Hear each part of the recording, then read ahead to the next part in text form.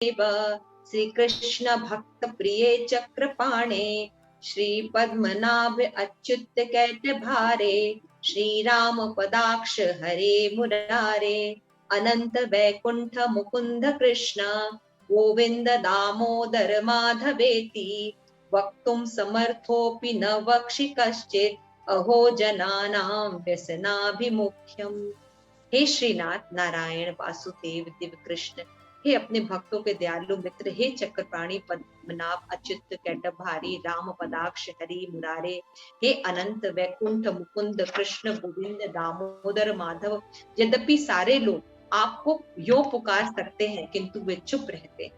देखो ना, वे अपने ही संकट के लिए कैसे उत्सुक रहते हैं। तो भक्त जो है अच्युत्य, हे चक्रपाणी, हे राम, हे कृष्ण, हे गोविंदर, हे दामोदर, हे माधव नाम पुकारते रहते हैं, लेकिन बोलने पर भी जो कुछ लोग होते हैं वो नहीं बोलते। जैसे सुबल मित्र प्रभु हमारे सबसे बुलवाते रहते हैं, बोलिए बोलिए, नाम बोलिए, कहीं भी रहते हैं। सुबल मित्र प्रभु का ये नेचर है, हमेशा बोलते हैं बोलिए बोलिए, हरि बोलिए, हरि हरि हरि बोलिए, है ना, तब भी वो नहीं बोलता है। तो यहाँ पे राजा कुलशेखर कह रहे हैं कि वो अपने ही संकट के लिए उत्सुक रहते हैं। तात्पर्य पूर्ण पुरुषोत्तम भगवान असंख्य अचित्य गुण प्रकट करने वाले और उन गुणों को स्मरण करने तथा उनका गुणसाधन करने के लिए असंख्य नामों से पुकारे जाते हैं। ये नाम भगवान की शक्ति से पूर्णतः समन्वित रहते हैं। चैतन्य महाप्रभु ने शास्त्रों में कहा है, नाम नकारी बहुधा निज सर्व शक्ति, तत् अर्पिता नियमिता स्मरणेन न कालः। हे प्रभु, हे पूर्ण पुरुषोत्तम भगवान, आपके पवित्र नाम में जीव के लिए सारा सौभाग्य है, इसलिए आपके कई नाम हैं, कृष्ण नाम है, गोविंद है, इनके द्वारा आप अपना विस्तार करते हैं। अपने इन नामों में आपने सारी शक्ति भर दी है और इन नामों को जप करने के लिए कोई कठोर नियम नहीं है। तो भगवान के अनेक नाम है, लीलाओं के अनुसार कोई भी नाम हम ले सकते हैं और उन सभी नामों में सेम शक्ति है। कृष्ण बोलिए, गोविंद बोलिए, दामोदर बोलिए, अच्युत बोलिए, नरसिंह बोलिए, सेम शक्ति है।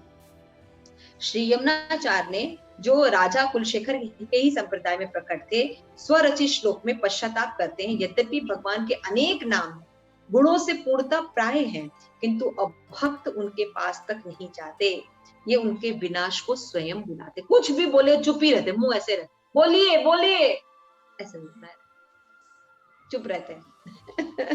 तो क्या करते हैं, वो अपने ही विनाश को बुलाते। भगवत गीता में भगवान ने 7वें अध्याय के 15वें श्लोक में कहा है कि भगवान उन अनेक तरह के लोगों को संक्षेप बताते हैं जो उनकी शरण में नहीं आते।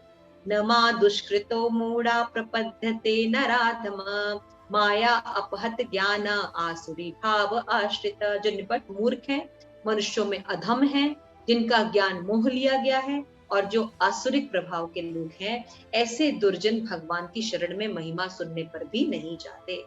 कृष्ण भावनामृत, श्रील प्रभुपाद ने कृष्ण भावनामृत आनंद का प्रसार करने के लिए विश्वव्यापी भ्रमण के समय देखा कि अधिकांश लोग दिव्य विज्ञान का क ख ग घ भी नहीं जानते।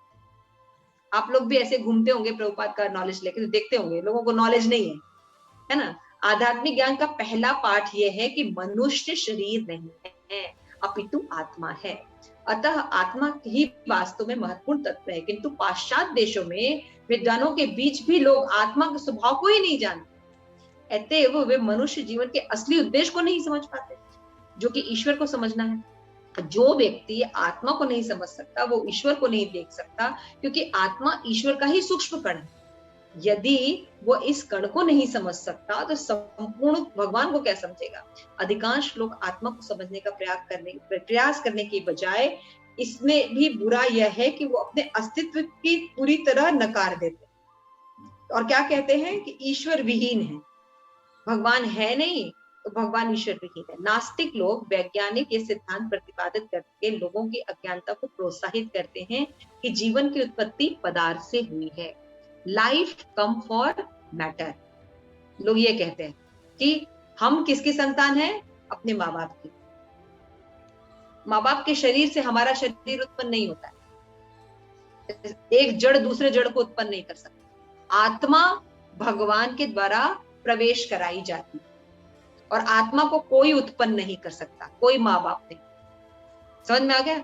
ये बहुत बड़ा साइंस है। हम तो साइकोलॉजी पढ़ के भी नहीं इस बात पर इतना ध्यान दिए थे। जब हम शिल प्रभुपाद के मूवमेंट में आए तब ये बात हमें समझ में आई, जबकि चाइल्ड साइकोलॉजी में एमए किया तब भी ये बात, क्योंकि मूर्खों से पढ़ा है हमने, तो मूर्ख लोग ये बात तो कहते नहीं, वो सारे केमिकल का मिश्रण दिन भर हमें पढ़ाते रहते हैं, है ना। तो यहाँ पे शिल प्रभुपाद कहते हैं life come from life, life doesn't come from matter. एक शरीर जड़ शरीर से दूसरा शरीर नहीं उत्पन्न होता।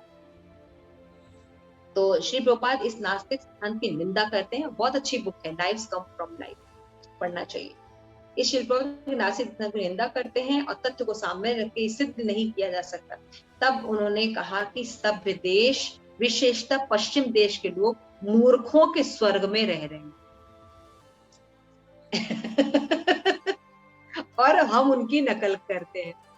हाँ, जैसे हमने एक बार बताया था कि साइकोलॉजिस्ट जो होते हैं ज्यादातर विदेशी होते हैं, है ना, और उनके पास न रिलेशन होता है, न माँ बाप की सभ्यता होती है, न उनके पास फैमिली रिलेशन होता है, न भाई बहन होते हैं। वो हमको रिलेशन बताते हैं कि रिलेशन को ऐसे निभाना चाहिए, ऐसे होना चाहिए, हस्बैंड वाइफ का रिलेशन ऐसे होना चाहिए, तो डिवोर्स ऐसे नहीं। जो एक साल भी साथ में नहीं रह सकते, वो हम लोग को थ्योरी बताते हैं कि कैसे परमानेंट रिलेशन निभाया जाए, और हम उसको पढ़ते हैं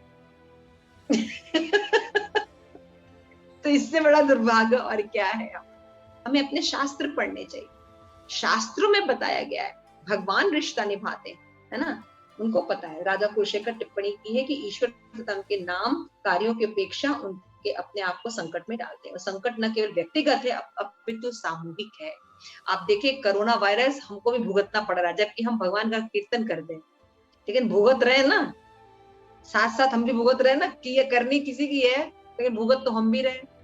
तो सामूहिक भुगतना पड़ता है इन बेवकूफ लोगों की फिलॉसफी के कारण। भगवान को मानते नहीं, कोई आदर्श स्वीकार करते नहीं, और हर चीज को पोल्यूटेड कर देते हैं।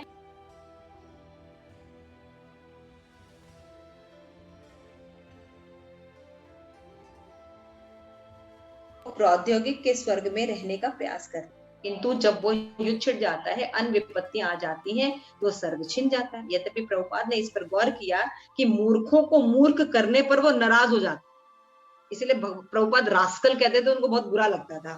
तो रास्कल को रास्कल ना कहा जाए तो क्या कहा जाए। किंतु उन्होंने कभी भी अपनी पुस्तकों आख्यानों में इन मूर्ख भौतिकतावादों की निर्भीक होकर आलोचना करने में झिझक नहीं दिखाई, क्योंकि केवल आलोचना भर नहीं की, अपितु शिक्षा भी दी, दृष्टांत में पेश किया, संपूर्ण जगत को राहत मिल सके, ऐसा प्रभुपाद ने कहा, है ना। भगवान ने भी कहा कि मूर्ख लोग मुझे नहीं जानते।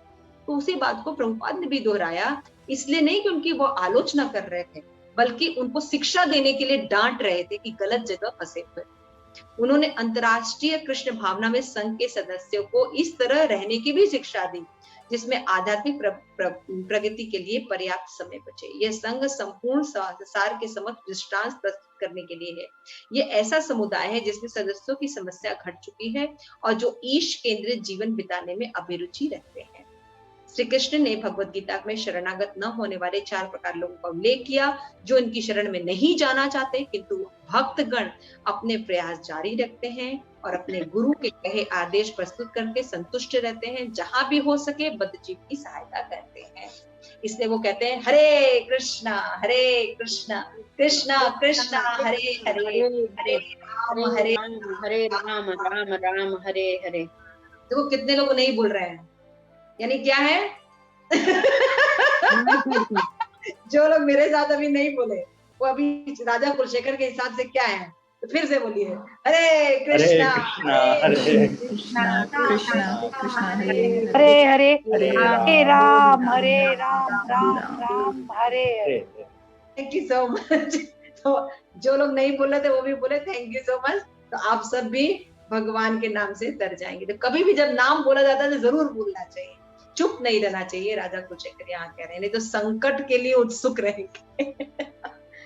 श्री प्रभुपाद की जय। किसी का कोई प्रश्न या कोई कमेंट?